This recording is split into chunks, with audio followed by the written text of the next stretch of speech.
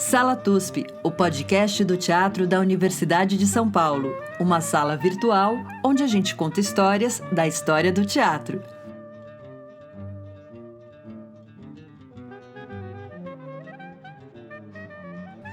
Olá, ouvintes do Sala TUSP. Esta é a nossa sala virtual, onde a gente conta histórias da teatralidade brasileira. A minha apresentação tradicional, que vocês já sabem, decor e salteado. Eu sou Maria Tendlau, estou em São Paulo e estou junto com Chico Pérez, que continua em Bauru. Olá, Chico. Olá, Maria. Olá, ouvintes. Como vamos? Como assim estou em Bauru? Eu moro em Bauru, eu sou Bauru, né? E hoje, esta semana, na verdade, como vocês devem ter ouvido no podcast anterior, nós estamos nos dedicando a um tema muito caro à minha pessoa, que é, na verdade, um recorte, que é um recorte sobre mulheres, e estamos honradíssimos de receber hoje a professora antropóloga Heloísa Pontes. Tudo bom, professora? Bom, boa tarde a todos, é uma alegria estar aqui com você, Maria, com você, Francisco, com vocês que estão ouvindo, né? Vamos ver como é que essa conversa se desdobra, não é? E vou deixar a Maria fazer as perguntas para que eu possa, enfim, seguir com vocês. Bom, eu vou fazer a sua apresentação, a gente faz a apresentação pelas vias formais da pesquisa, porque é o nosso universo aqui, né, da academia. A professora Heloísa André Pontes é titular do Departamento de Antropologia da Unicamp, graduada em Ciências Sociais e mestre em Antropologia Social também pela Unicamp, doutora em Sociologia pela Universidade de São Paulo e pós-doutora pela Stanford University, desde 2002. E é livre-docente pela Unicamp, pesquisadora do PAGU, Núcleo de Estudos de Gênero da Unicamp, bolsista de produtividade e de pesquisa do CNPq. Também é membro do Comitê Acadêmico das Ciências Humanas da FAPESP, foi membro do Comitê Acadêmico da ANPOX, no biênio de 2009 e 2010, e do Comitê Editorial dos Cadernos PAGU e da Revista Brasileira de Ciências Sociais. Autora, entre outras publicações, de Destinos Mistos, os críticos do grupo Clima em São Paulo, e esse livro ganhou o prêmio da CNPq ANPOX de melhor obra científica em ciências sociais, editada no ano de 98. Maravilhoso. E também é autora de Intérpretes da Metrópole. E está editado pela Edusp. Bom, a gente está super honrado de conversar contigo hoje, pela extensão e excelência da sua pesquisa, e muito feliz de estar em contato com o Núcleo PAGU, né, que é um núcleo do Unicamp que trabalha sobre gênero. E eu estou muito contente de estar aqui com vocês, muito obrigada pela apresentação, né, que você fez do meu trabalho. Eu só vou fazer dois retoques, porque como o tempo passa, não é? Eu agora não sou mais coordenadora da área de antropologia da FAPESP, eu deixei esta posição em fevereiro, e quem me substituiu é a minha colega antropóloga Cíntia Sarti. Só para não, enfim, se tiver algum antropólogo escutando sobre com certeza vai ter. Não deixar isso como se fosse uma ponta solta. Obrigadíssima, Maria. Eu estou super feliz de conversar com uma antropóloga, na verdade. A gente tem esse intuito de tentar entender a história do teatro brasileiro por vários ângulos, então sempre é bacana ter esse olhar das outras ciências irmãs, né, do grande universo da cultura, pode ser visto por vários lados. Então, espero que antropólogos ouçam, e aproveito para falar da minha amiga irmã, Cíntia de Jorge, que está fazendo uma pós-graduação em antropologia e vai ficar toda orgulhosa de ouvir essa conversa. A primeira pergunta que eu faço é mais geral, na verdade. Eu estava lendo que tem essa questão de uma biografia coletiva, porque é um trabalho de estudo de uma época, de várias pessoas que estão implicadas em um período e que tem relação direta com o período da revista Clima, em São Paulo. Para quem não conhece, uma revista de crítica cultural muito importante, que juntou diversos intelectuais da mais alta qualificação e até contribuiu para a formação desses intelectuais em São Paulo, e como isso acabou influenciando e criando um diálogo com o teatro na cidade. Então, se pudesse ter uma pequena apresentação do que é a revista Clima e por que ela é tão importante. Então, eu vou começar dizendo, né, como é que enfim, eu sou antropóloga, eu não sou estudiosa do teatro, eu me tornei estudiosa de um período, do ponto de vista de fazer uma história social da cultura, da cidade, do teatro, né, e eu cheguei ao teatro e à questão das companhias, das atrizes, das rotinas do teatro moderno, desse acerto, né, do relógio nacional com a cena internacional, pela questão da cultura da cidade e das transformações que estavam ocorrendo no plano urbano e no plano cultural. Né? Então, assim, o meu doutorado, no que a Maria se referiu, e que ganhou esse título um pouco de romance, Destinos Mistos, né? Que vocês olham na livraria, ele tem algo incerto, né? Entre, enfim, será que é ficção, será que isso é ciência? Mas é a maneira que eu encontrei de sintetizar, né, uma das características deste grupo que fundou a revista Clima em 1941, que era formado por jovens universitários, na verdade, a primeira turma de brasileiros formados na recém-criada Faculdade de Filosofia, então se chamava Faculdade de Filosofia, Ciências e Letras, naquele período, né, e que, como vocês sabem, a Universidade de São Paulo foi criada em 1934, e para a sua fundação, quer dizer, quando eles criaram a faculdade, ela foi integrada por professores estrangeiros. Né? Houve uma missão para trazer esses jovens professores para construir uma faculdade que estava sendo inaugurada.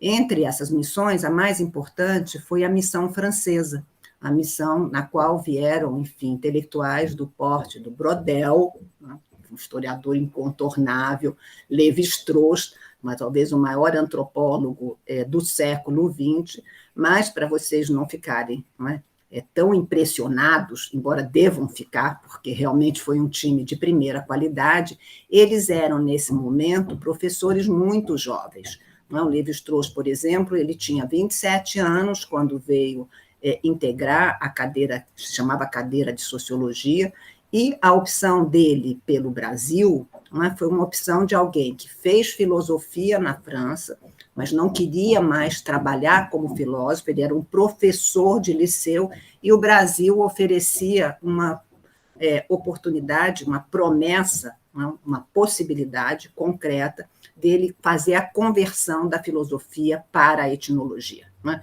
Os estudos das sociedades indígenas, e eu estou me referindo a isso porque eu quero mostrar que foi nesse contexto, com esses professores, Roger Bastide, Jean Monguet, que essa primeira turma de alunos que ingressaram na faculdade de filosofia, né, para estudar uma coisa que pouquíssimas pessoas sabiam do que se tratava, ciências sociais. Se não sabemos ainda hoje, imagina nos anos 30, né, era uma faculdade de resultados incertos, para o qual entraram, né, alguns estudantes bem formados, estudantes que outros que, enfim, encontraram na faculdade a possibilidade de o acesso à formação de ensino superior, caso do Florestan Fernandes, né, talvez um dos nossos maiores sociólogos, que veio para a faculdade vindo de uma origem social muito humilde, e vocês sabem que naquele momento, se a situação hoje é complexa, naquele momento o nível de exclusão social e de restrição, né, de barreiras que não são claramente constituídas, mas que fazem parte, enfim, da ausência de capitais sociais ou de formação escolarizada para ingressar na universidade, apenas as elites eram formadas na faculdade de Direito, na faculdade de Medicina, na Politécnica.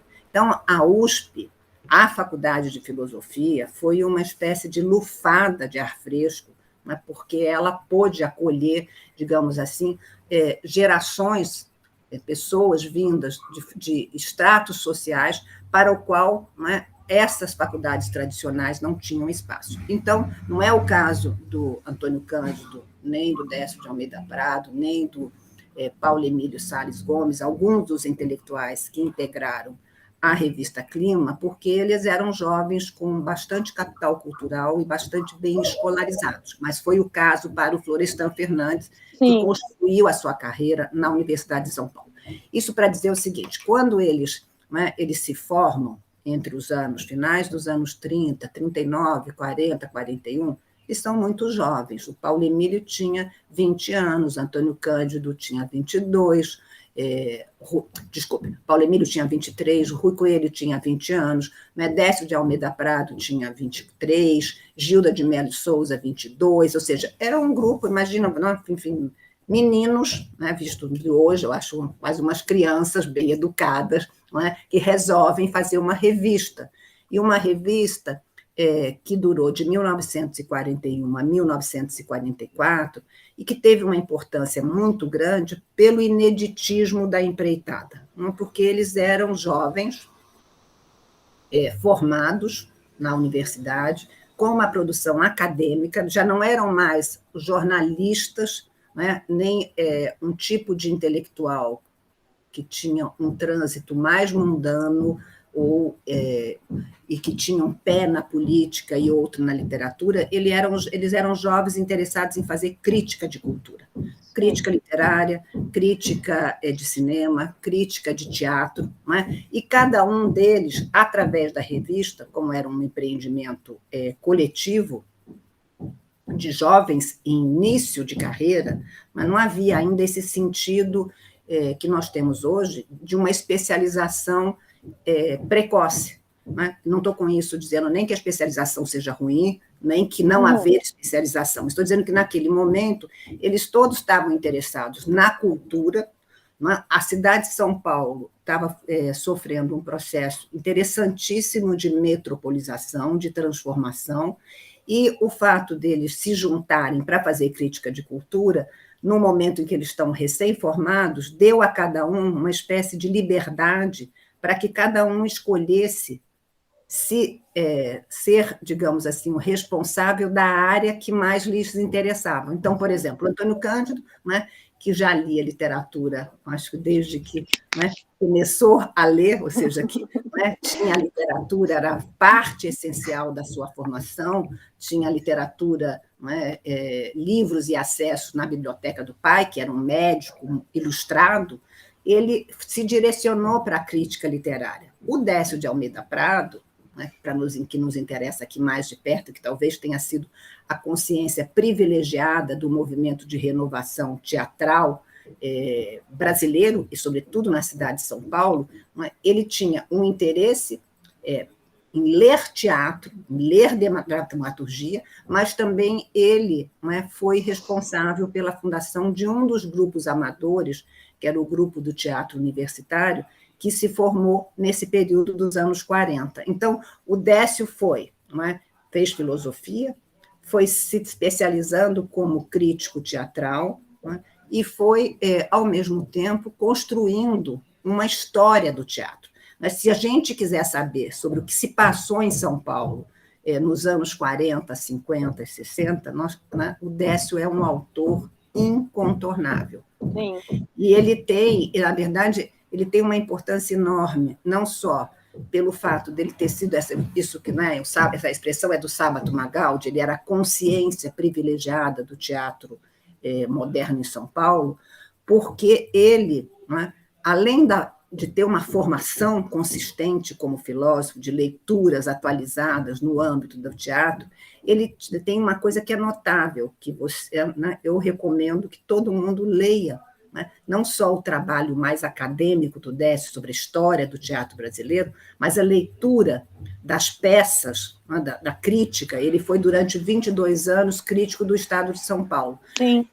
É uma experiência estética extraordinária. Sim. Ou seja, ele é uma espécie de olho mágico, através do qual, né, quem não pôde viver aquele período, né, quem não viu as peças, ao ler a crítica do Décio, é como se a gente estivesse diante do espetáculo, diante dos atores, né, tal a capacidade, a acuidade com que ele tem, né, de descrever um enredo, a importância e a atuação do papel do diretor, que foi a coisa, talvez, do ponto de vista da introdução das rotinas de trabalho do teatro moderno em São Paulo, no Brasil, a grande importância, a virada, digamos, decisiva, não é, para se chamar do teatro moderno, não é o fato dele ter se assentado sobre um tripé. Não é? De um lado, a ideia do diretor como aquele que tem a visão da unidade da criação dramática do espetáculo, de outro, uma atenção ao texto, ou seja, o texto é soberano, não é? Os atores, e uma espécie também de soberania dos atores, mas na ideia de que os atores teriam, né, o seu trabalho é, digamos, dar ao texto, né, fazer do texto, né, uma respiração, um personagem, né, uma história, mas no qual, por exemplo, a ideia do ponto, do caco, né, da qual, vamos pensar na Dercy Gonçalves, que era especialista nisso, ou seja, o ator que podia entrar no palco, improvisar, ele um dia entrava, num dia achava que aquela tarde, né, enfim, as pessoas estão um pouco entediadas, ele mudava um pouquinho, o ator mudava um pouquinho, acabou, isso não é possível, dentro da convenção teatral, né, que foi inaugurada com a presença do diretor, com essa ideia de que o texto é central. Tudo isso, eu já vou voltar a palavra para a Maria, porque está longo, para dizer que o Décio de Almeida Prado, né, é essa figura, esse historiador, esse crítico genial, que nos dá acesso, né, para quem tem interesse, em ver como é que esse teatro se materializou nos palcos. Né? E ele é uma espécie, através dele, e através do estudo da revista Clima, né? Que o teatro não é o meu objeto nesse livro, o meu objeto é entender esse sistema intelectual em formação, inseparável de uma cidade, né, que está se modernizando e se metropolizando, né, da criação de instituições que tornaram possível, né, colocar a cultura num patamar, digamos assim, com um nível de complexidade que não se tinha antes. Né? Eu chego ao teatro, me interesso pelo teatro, primeiro porque me interessei pelo crítico de teatro, que foi o Décio. É um tema muito rico, né? Visto por esse ângulo, assim, para além do que a gente aprende numa graduação de teatro, o teatro moderno brasileiro, ou a figura dos diretores estrangeiros, mas essa conformação desse tecido que possibilita o surgimento. E aí me veio uma curiosidade, porque em todo o trabalho que eu tive contato do seu trabalho, me interessa muito esses pontos em que existe uma distinção um pouco de classe em relação a quem são os atores nisso, e por isso até a colocação sobre o Florestan, que seria um ponto fora da curva nesse início da universidade, né?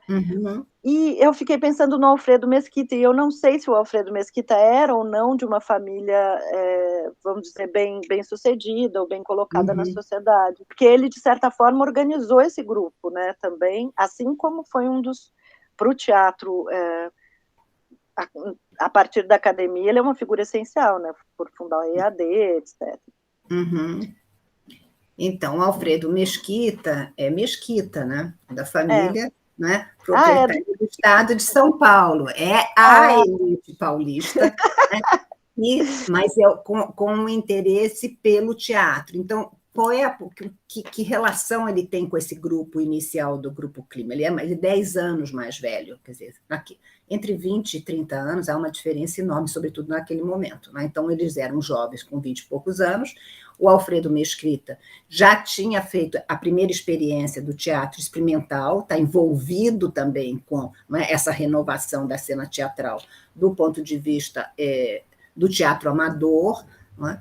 E o que ele faz em relação ao Grupo Clima, digamos assim, é oferecer um conjunto de relações que permite, por exemplo, que a revista, que era um empreendimento sem um financiamento, não estava sendo financiada nem por um jornal, nem por uma entidade, mas ela possa se autoempresariar com anúncios, enfim, ele dá uma espécie de chancela ao grupo, né? Que é o que ele faz do ponto de vista das relações sociais que ele detém, assim como né, vocês sabem que, para o primeiro número da revista Clima, ela é apresentada, né, quem faz a chancela, né, digamos, intelectual da revista é o Mário de Andrade, que escreve um ensaio, né, e uma apresentação para o grupo. O Mário de Andrade, né, era uma figura central, né, do modernismo, não só paulista, né, ele é o papa do modernismo paulista, né, e a sua, digamos assim, né, a recepção que ele dá aos mais jovens é como se dissesse, né, torna possível para que um público mais amplo reconheça nesses jovens, nessa revista, uma importância, que ela vai ter, né, retrospectivamente, né, não só pelo fato da revista ter, como diz o Antônio Cândido, a revista amarrou o destino de cada um na seção em que eles eram responsáveis, mas pelo fato de que, passados, né, enfim, mais de 40, 50 anos, essa geração, Antônio Cândido, né, na literatura, Décio de Almeida Prado no teatro, Paulo Emílio Salles Gomes no cinema. Imagina o Paulo Emílio se tivesse visto o incêndio acontecendo da Cinemateca que foi feito. É? Gilda de Mello e Souza, enfim, outros que integraram a revista, Rui Coelho, na antropologia, foram pessoas cuja obra é essencial para o entendimento do que foi a formação da cultura brasileira. Então, eles não são... Quer dizer, a revista ela é importante por ela, pelo que ela fez, mas, sobretudo, como um documento do que é a formação de uma geração, sim, de uma trajetória. Né?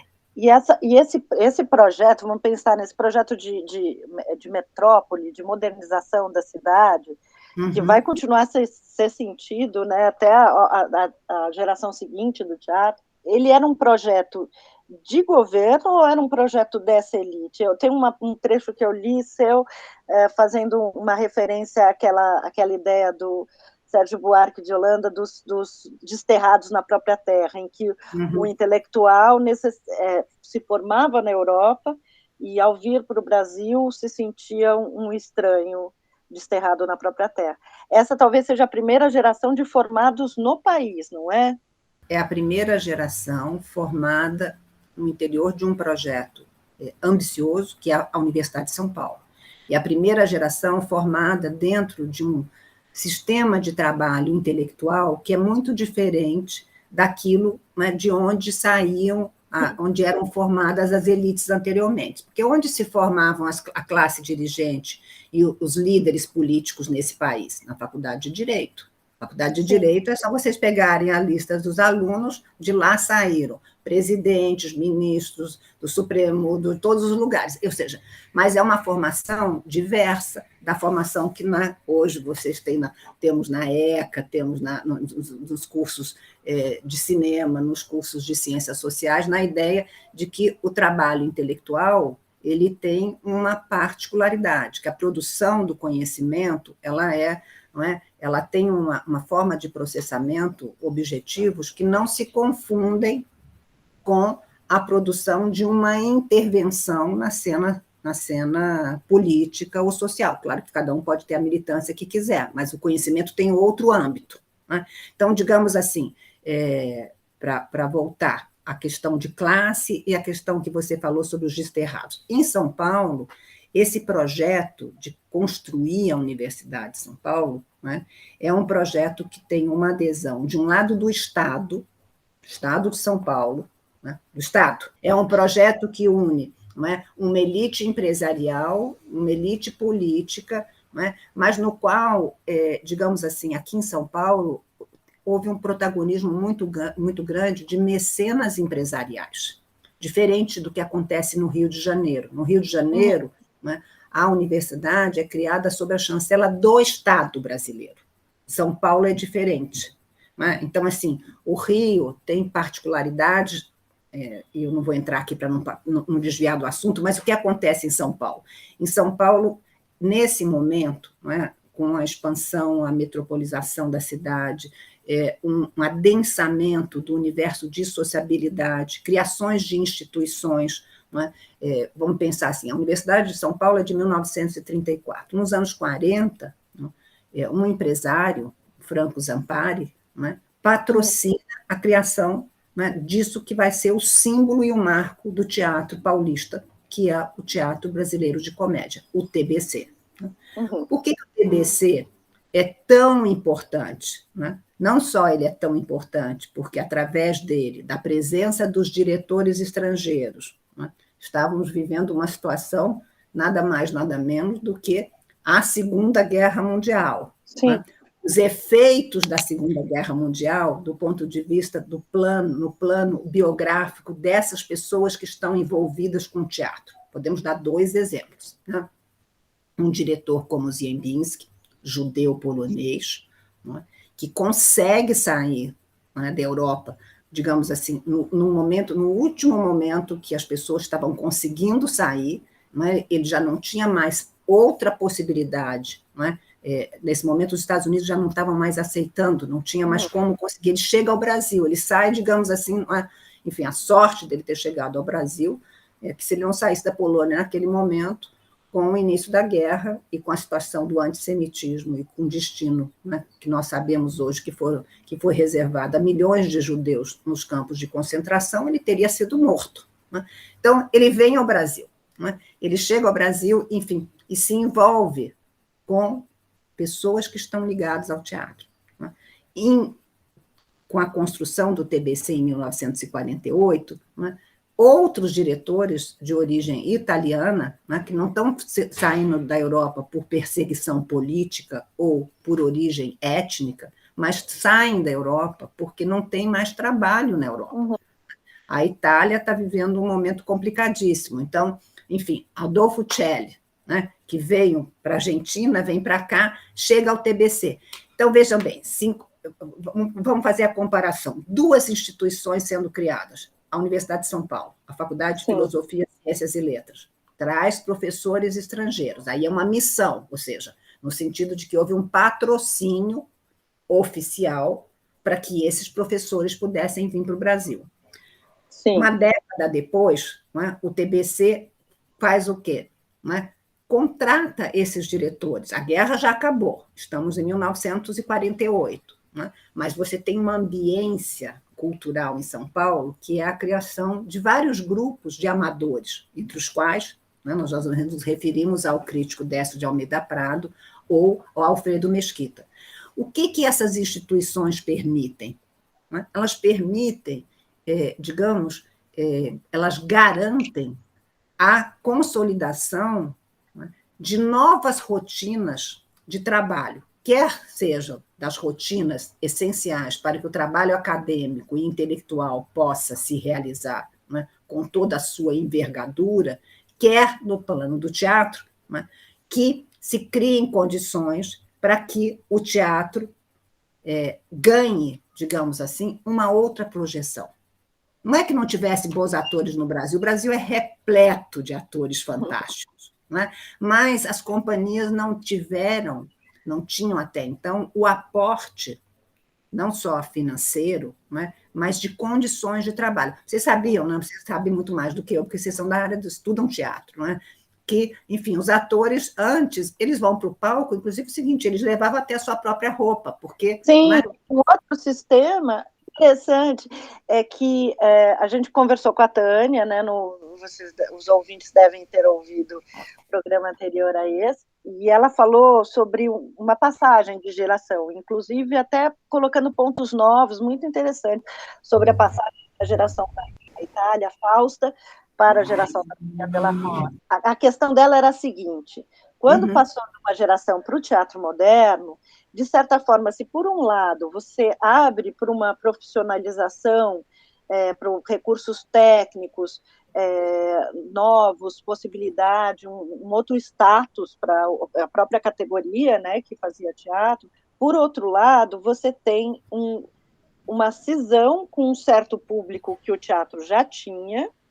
E, num segundo ponto, me parece curioso pensar aí no papel das mulheres e das mulheres que aí encabeçaram as companhias que começaram a surgir, porque antigamente eram todos meio miseráveis, né? Assim, eram os atores que alguns ganhavam estrelato e tinham algum domínio, os outros muito empobrecidos, mas que geralmente vinham de uma classe inferior. Eu acho que tem uma abertura para uma burguesia passar a fazer parte desse espectro, até através do próprio Alfredo Mesquita, que mistura alunos de origem mais popular com alunos de origem mais burguesa dentro da IAD, mas o que me deixou curiosa foi exatamente quando você diz que, de certa forma, isso abriu a possibilidade de mulheres que vinham de categorias sociais mais empobrecidas a adentrarem no mundo intelectual por meio do teatro. Isso faz sentido? É isso que eu entendi? Sentido, tá faz certo? todo sentido, Maria.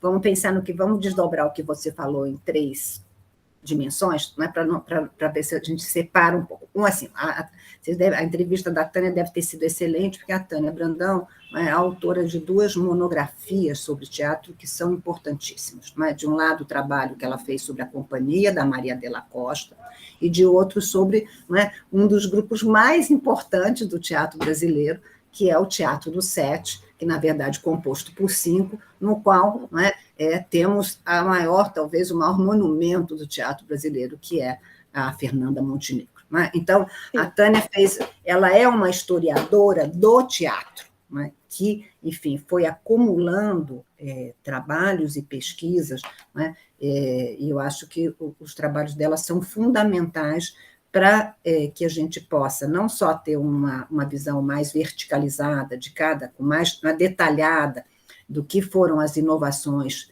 as dinâmicas de cada uma dessas companhias, como um retrato e um mapeamento. Tânia mostra muito bem, né, em relação ao Rio de Janeiro, por exemplo. Né? O Rio de Janeiro é um lugar do teatro, da verve, do teatro, teatro do século XIX, teatro de revista, do teatro popular, da Praça Tiradentes, de um público, digamos assim, de uma extração muito mais diversificada. O teatro era, digamos, né, antes do cinema, a diversão mais... era o entretenimento do século XIX. No século XX tem mudanças.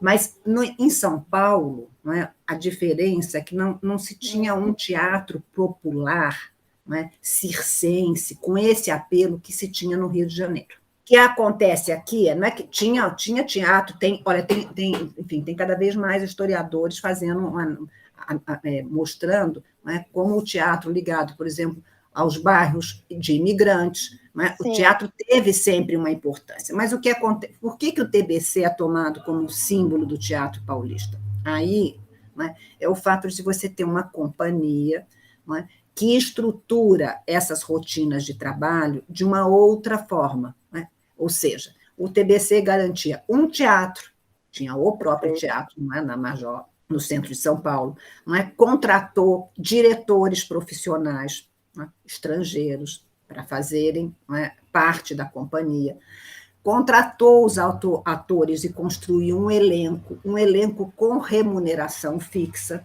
né?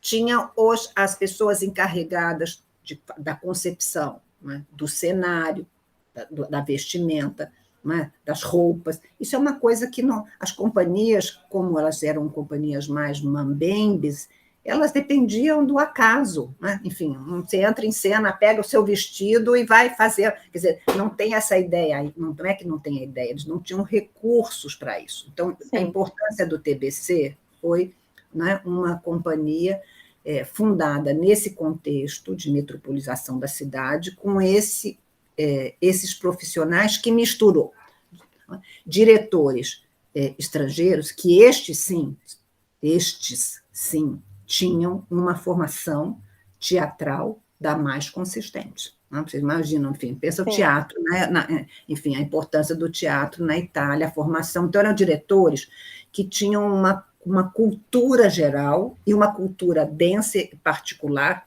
do ponto de vista teatral. Como diz a Fernanda Montenegro, com esses diretores estrangeiros, ela aprendeu a entender o que é construir a verticalidade de uma personagem. Né? Ao mesmo tempo, né, o TBC incorpora, né, atores e atrizes, né, que eu vou usar o caso paradigmático da atriz mais importante do teatro paulista nesse momento, que é Cacilda Becker. Né? Cacilda Becker mesmo que nós não a tenhamos visto no palco, né? A gente pode ler lendo o Décio, a gente quase a vê no palco, né? E que foi imortalizada ao menos para quem não se interessa por teatro, mas pelo menos, né, quem se interessa por Caetano Veloso sabe que tem um momento que ele canta e viva Cacilda Becker. Né? Então, veja bem, Cacilda Becker é uma espécie de Florestan Fernandes de saia. O que eu quero dizer com isso? Né? Ou seja, ambos de origem social Sim. muito humilde, com uma trajetória muito que enfrentaram dificuldades, percalços, fragilidades. Né? Enfim, a Cacilda Becker dizia, nós, né, enfim, a família dela, ela foi criada pela mãe, com a irmã, que é outra atriz excepcional, que é Cleide Alckmin. Né? Eu tive a sorte de ver Cleide Alckmin com 80 anos no palco, e era uma coisa maravilhosa, assim, realmente, assim, se acaba o espetáculo, as pessoas ficam em pé, porque só tem a agradecer como é que ela, né, essas mulheres notáveis, e ela era uma delas. Mas, enfim, ela vem de uma família com uma trajetória muito errática, que conheceu a fome, que conheceu, que foi usar, enfim, sapato pela primeira vez com 13, 14 anos. Eu estou dizendo, pessoas para os quais, não fosse uma cidade como São Paulo, e instituições e informação teriam sido deixadas de lado. Então, por exemplo, a Cacilda Becker, ela vai ser uma das grandes atrizes do teatro brasileiro de comédia, no qual ela vai trabalhar com todos esses diretores, importantíssimos, Iembinski, o Gero Jacobi, o Adolfo Celli, enfim, e que souberam extrair dela, souberam. Ela não teve uma passagem por uma escola de teatro, ela aprendeu teatro fazendo nessa escola, em contato com esses diretores, diretores que tiveram essa capacidade de dar a elas a condição para que ela, que era uma mulher magrinha, que pesava 47 quilos, 49 quilos, às vezes emagrecia enquanto fazia o espetáculo, como dizia o Décio de Almeida Prado, ela era uma chama ardente diante de nós. O Maurice Bonneau, que é um diretor belga, disse que Cacilda tinha essa capacidade extraordinária, que é essencial para um grande ator ou uma grande atriz, que é a capacidade de quase que emitir ondas. Quando ela está dentro do palco, ela falava, enfim, ela envolvia essa coisa do que o teatro é essa espécie de rede, que conecta a emoção, o cérebro, atores, o público. E ela ela se transformava, como dizia o Ziembinski, num corpo iluminado, corpo de gigante. Para quem? Trabalhar 14 horas por dia, ensaiar, repetir, era, digamos assim, uma fonte inesgotável de alegria.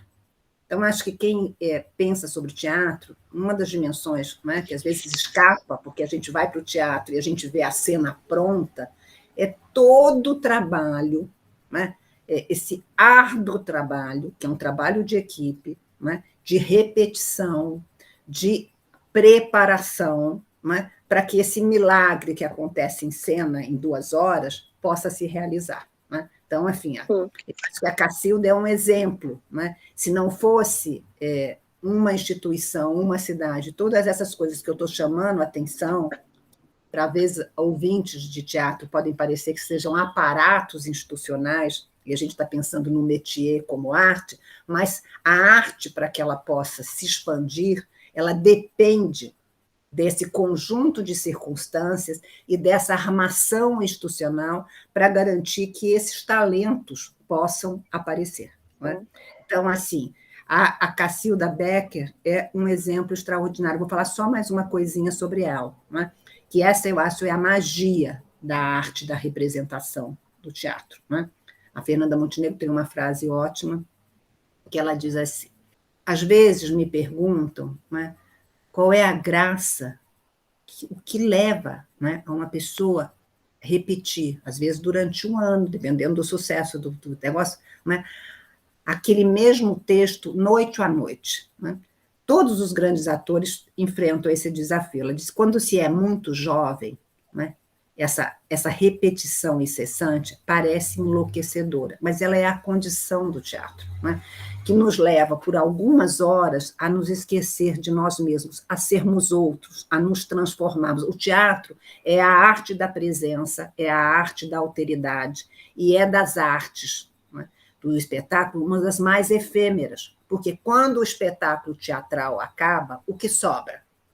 Sobra a memória de quem viu, sobram os registros dos críticos que escreveram sobre as peças. Então, nós temos no Brasil esse patrimônio que é o Décio de Almeida Prado. Podemos rever o que nós não vimos. Sobram a memória dos atores, não é? Digamos assim, e o texto, porque o texto ele sobrevive. Então, é por isso que 4 séculos depois, 5 séculos, nós podemos ler Shakespeare, mas nós não podemos mais, não é? Nós não temos mais acesso, a não ser por fontes históricas, por registros indiretos do que foi o espetáculo.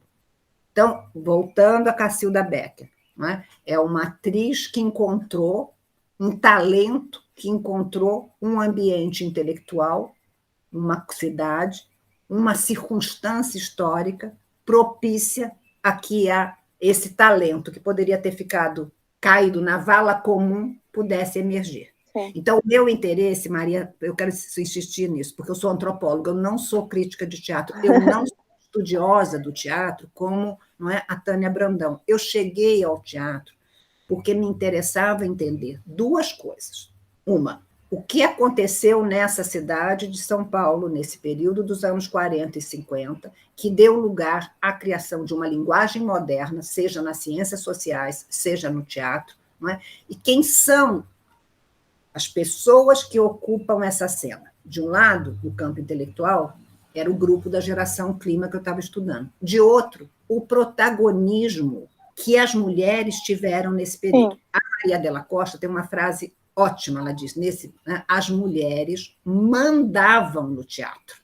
Ora, na cena intelectual, as mulheres tinham carreira, no mesmo período, uma mulher, para fazer nome como intelectual, enfrentava uma série de dificuldades. Me interessava uma coisa que é óbvia, mas que às vezes não é tão óbvia. Por que é que as mulheres tiveram tamanho protagonismo no teatro e tiveram tamanha dificuldade de firmar, construir a sua autoria, um nome no campo intelectual? Ora, isso coloca em relação à ideia de que não podemos essencializar nenhum dos marcadores sociais. Então, colocar, confrontar, comparar o que estava acontecendo no campo intelectual com as mulheres, intelectuais, críticas de cultura, e com as atrizes, permite um contraste maravilhoso. Porque se as mulheres mandavam no teatro, elas não mandavam no sistema intelectual. Ora, e se isso não acontecia, por que não acontecia? É porque não tinha mulheres inteligentes, mulheres que não sabiam escrever? Não, não é por nada disso. É por essa armadura institucional que eu estou tentando chamar a atenção.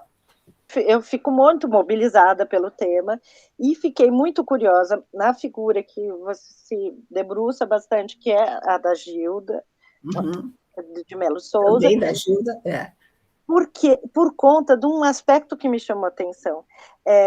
Me lembrei de um amigo professor negro que me disse uma vez: a gente precisa ser oportunista.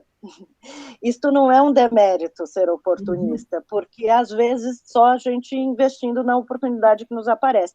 E aí eu fiquei pensando nessa oportunidade que se fez no campo das artes, e que a Gilda, de certa forma, vai fazer o caminho contrário, porque as mulheres que acabaram publicando na Clima eram ficcionistas, literatas.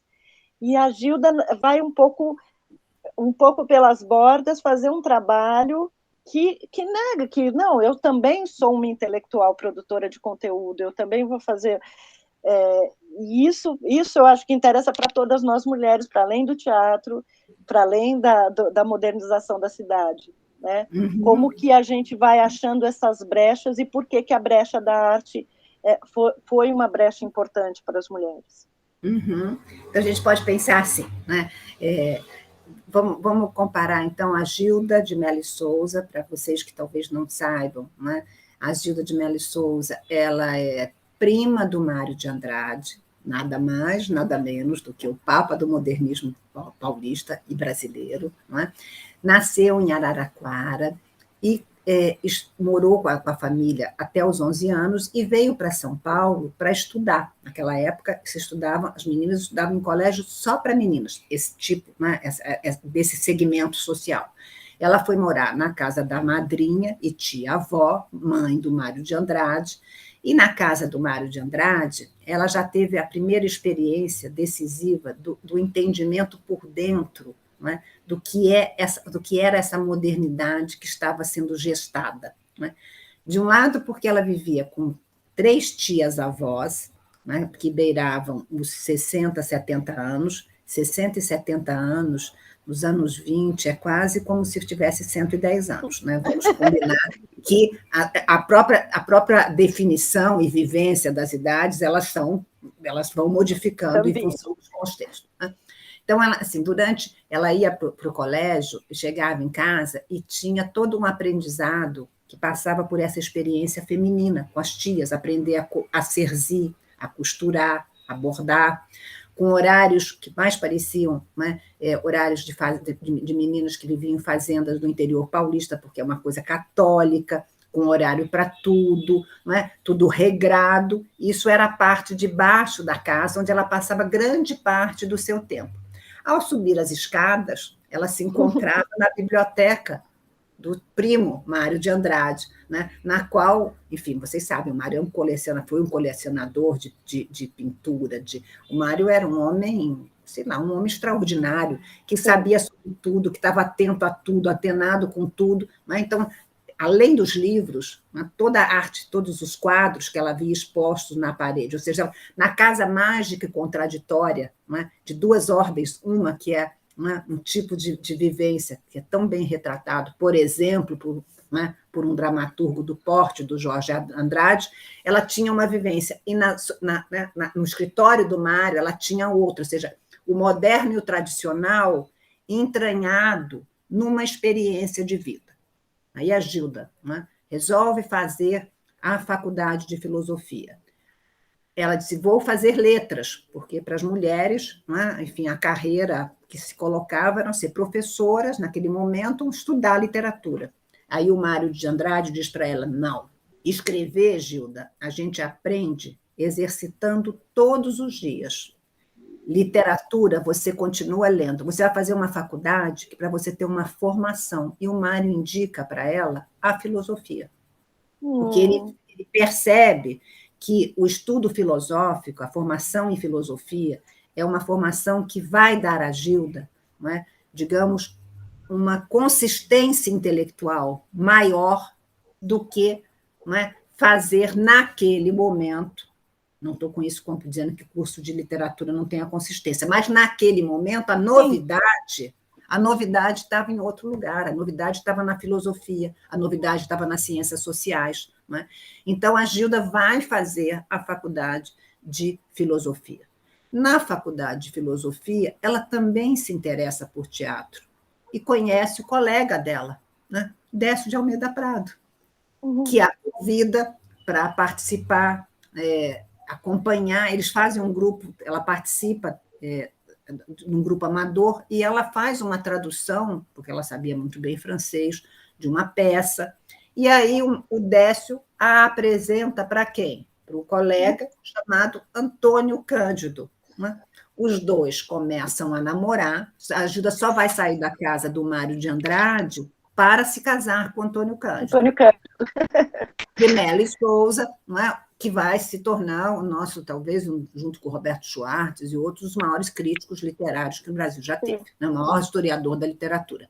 Ora, a Gilda vai participar da revista e, no primeiro momento, o Mário de Andrade recomenda ao grupo que era bom que a revista tivesse um ficcionista, porque uma revista de cultura nos anos 40, né, a literatura, vocês sabem, era, digamos, até os anos 50, ela era o centro da vida intelectual brasileira. Né? Então, uma revista de cultura tinha que ter alguém que escrevesse ficção. E o Mário de Andrade achava que a Gilda tinha talento para a escrita. E, de fato, ela escreve 3 contos na revista. Até que, ela tem uma frase que eu acho muito genial, ela se insurge, digamos assim, contra as modalidades expressivas reservadas para as mulheres, que era a poesia, eram, né, as modalidades, a poesia e a ficção. E aí ela disse, eu resolvi escrever como um homem, ou seja, fazer ensaio. Vamos entender que não existe escrever como homem nem como mulher em abstrato, ou seja, né, se tornar ensaísta, fazer a opção pelo ensaio, foi a fazer a opção por uma modalidade expressiva que era, até então, digamos assim, quase que domínio da atividade masculina. Né? Quando a gente vai fazendo comparações e alargando o nosso campo de reflexão, né, a gente percebe, por exemplo, que, né, se a gente pensar Gilda em contraposição a uma intelectual do porte da Vitória Ocampo na Argentina. Na Argentina, em função, né, de ser uma sociedade extremamente escolarizada, só para ter uma comparação, né, até os anos 40, na Argentina, 88% da população era letrada. Sim. O Brasil, até os anos 30, era, enfim, acho que São Paulo, acho que 70% da população era analfabeta. Então, a Gilda, ela vai, né, fazer a sua trajetória, né, na faculdade de filosofia, como ensaísta, como professora de estética, né, mas eles estão sempre ligados com a cena cultural. E ela escreve um ensaio maravilhoso, onde ela mostra que São Paulo, o teatro tem uma... Por que o teatro teve tanta importância em São Paulo e, naquele período, menos escritores, aspas, importantes, como, por exemplo, os escritores do Nordeste, não é? José Lins dos Regos e outros escritores? Ela vai dizer porque o teatro, não é, de uma certa maneira, em São Paulo, ele dá... São Paulo está vivendo um processo acelerado de substituição de elites, não é?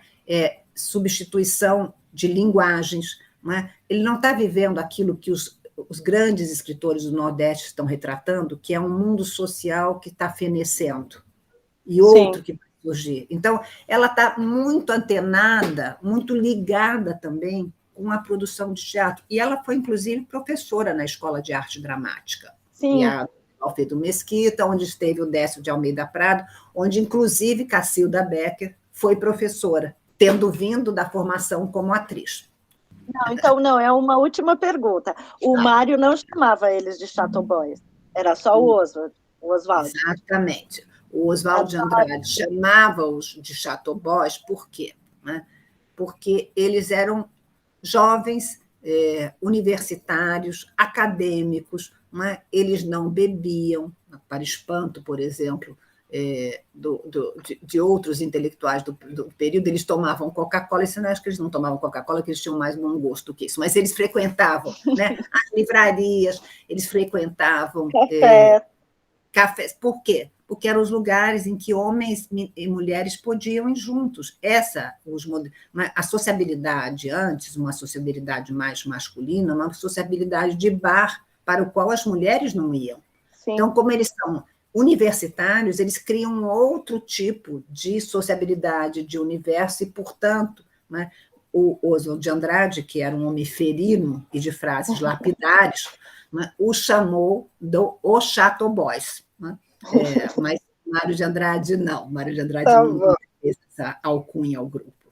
Eu gostei muito, Heloísa, de uma pintura que você fez sobre o crítico.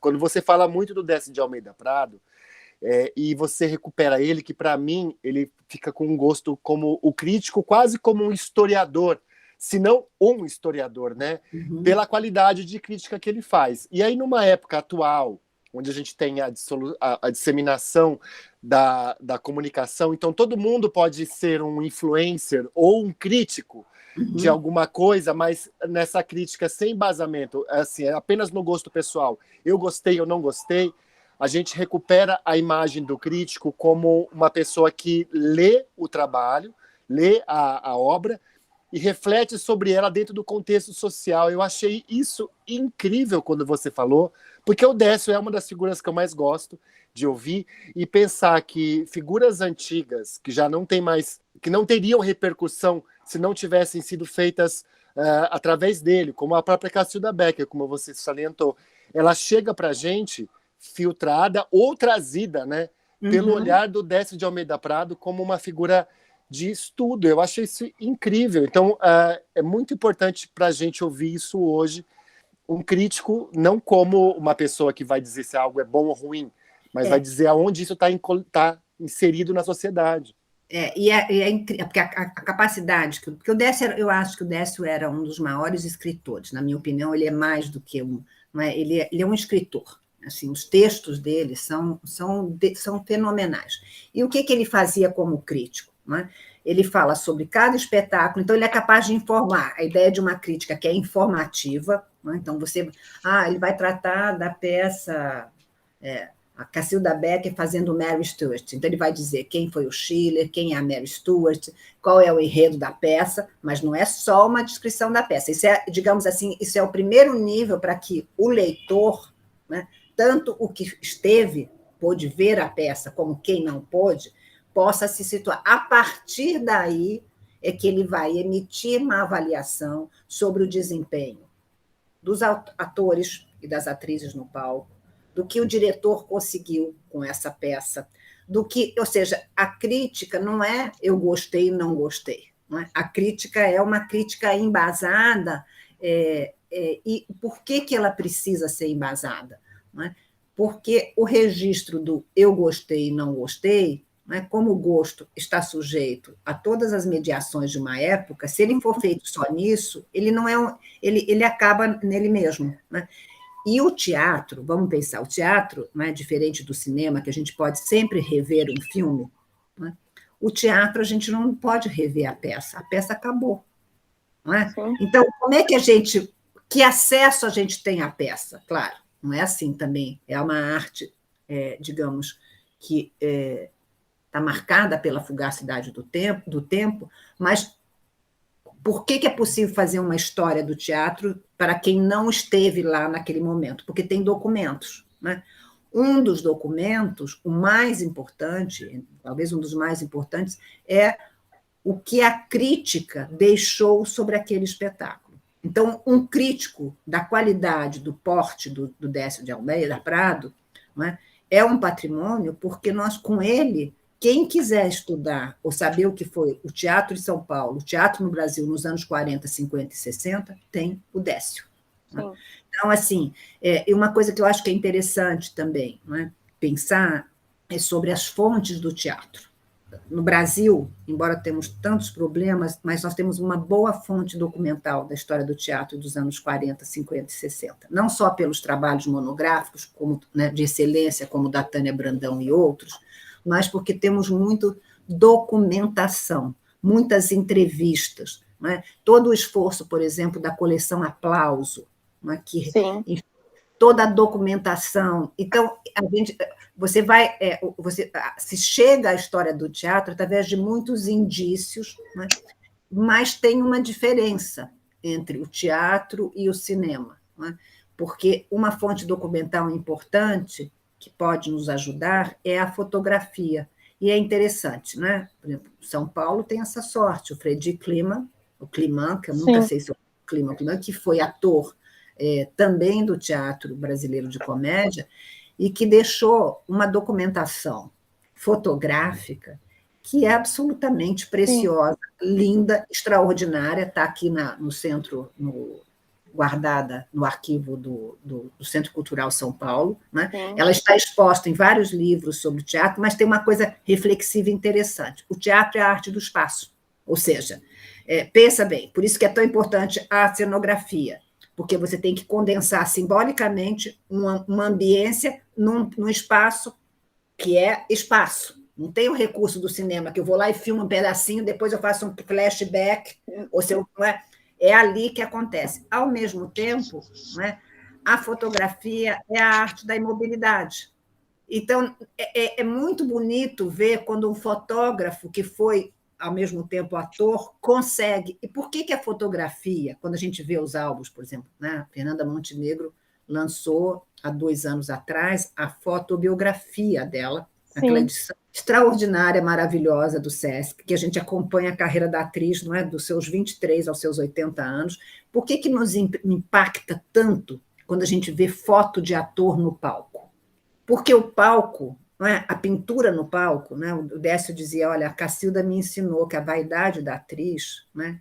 É um outro tipo de vaidade. Sim. Não é a vaidade da modelo, é a vaidade da atriz. Não é? Então, assim, a Cacilda, quando ela ia se pintar, ela não vai pintar, fazer um traço de olho levinho para ser discreto. O traço do olho é para compor uma personagem.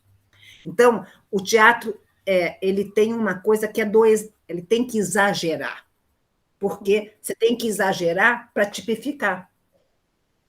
Então, veja bem, quando a gente vê fotografia de atores atuando no palco, de peças que nós não vimos, ela dá mais o registro do que é o métier do que às vezes quando a gente tem disponível peças que foram filmadas. Porque é o registro do olhar. Eu acho que o que eu estava raciocinando aqui sobre a importância do crítico, porque o crítico é essencial para a historiografia do teatro e para a consecução do teatro mesmo. Porque o que importa no teatro é a relação. Portanto, não é o que está no palco, diz muito o olho, né? Então, acho que talvez por isso a fotografia, como esse registro do olhar, ela capta isso, ela capta ela congela uma imagem que retrata, né? Enfim, o que é a atividade por dentro, né? Quando ela está sendo feita pelos atores no palco. A gente vê as fotos, o livro da fotobiografia do Paulo Tran tem fotos extraordinárias, né? E mesmo que a gente não tenha visto ele representar o Rei Lear, né? Mas quando você vê aquela foto do Paulo Tran, é como se você fosse imantado no teatro. Sim. É claro que tem registros, por exemplo, né? O Proust, né, quando escreveu Em Busca do Tempo Perdido, que eu estou agora ligada nesse assunto, né, porque ele era fascinado pelo teatro, né? Então ele inventou uma personagem que é a atriz Berman, que na verdade é a Sarah Bernard, e ele vai descrevendo, né, enfim, toda a experiência absolutamente avassaladora que foi vê-la no palco, né? E por conta da pandemia, não sei se vocês sabem, os atores da Comédie Française fizeram uma leitura na integralidade da obra inteira, dos 6 volumes do Em Busca do Tempo Perdido. Uau! Olha, não sabia. Assim, é absolutamente genial. Eu estou ainda na 24ª leitura, já são 100 e poucas, porque... E aí é interessante, porque você pode ver pelo YouTube, então o ator, né, bom, você imagina, os atores da Comédie Française lendo Proust, né, com aquela coisa que eles aprendem, né, porque, enfim, escola que aprende como é que faz emissão de voz, né, atores incríveis, mas eu comecei primeiro vendo no YouTube, é disponível, é só colocar Comédie Française, Em Busca do Tempo Perdido e tal. Comecei a ouvir, ouvindo os atores, eles chegam, eles estão diante de uma mesa, tem uma jarra com água, tem uma pintura atrás, e cada um dos atores, cada leitura dura 1 hora, né? É um ator ou uma atriz. Depois eu descobri que tinha um podcast, e achei mais interessante do que ficar vendo a imagem, ouvindo. Tá? Então, assim, um ator, uma atriz, com aquele aprendizado de emissão de voz, lendo Proust. E aí é como se tivesse o registro duplo, eles não estão no palco, né? Eles são atores do palco, eles tiveram que fazer isso porque não tinha pandemia, não tinha como estar no palco. Mas ter usado a voz, que é outra coisa interessante, ou seja, não é tanta fotografia que capta o que acontece no palco, embora ela seja uma foto imobilizada de uma arte que é a arte do espaço e da representação e da alteridade, quanto a voz, né? Que às vezes ouvir pode te colocar mais dentro do que a cena, do que às vezes só simplesmente gravar. Querida Heloísa, muito, muito bom te ouvir. Queria deixar um recado para as mulheres, a exemplo da Gilda: insurjam-se, façam aquilo que não é para vocês fazerem, porque daí que vem, e que o nosso teatro possa continuar tendo a voz das mulheres aí, sendo ouvida e se fazendo ouvir. e que a gente possa aprimorar o olhar para essa arte que é tão incrível. Eu não puxo a sardinha para o nosso lado, geralmente a gente fala, o teatro, isso, o teatro, aquilo, mas hoje vou ter que puxar a sardinha, é um lugar especial. Então eu quero também agradecer muitíssimo, né, a oportunidade de revisitar esse trabalho que eu escrevi faz 10 anos, né, enfim, de vocês terem me oferecido essa oportunidade de estar aqui juntos, de falar sobre isso, agradecer o convite, né, e desejar muito sucesso para vocês, porque eu acho que uma documentação, um registro, né, sobre a forma de voz do podcast é um registro que pode ser fonte de disseminação de conhecimento usado em outros contextos, enfim, desejar que vocês persistam nesse trabalho bacana que vocês estão fazendo.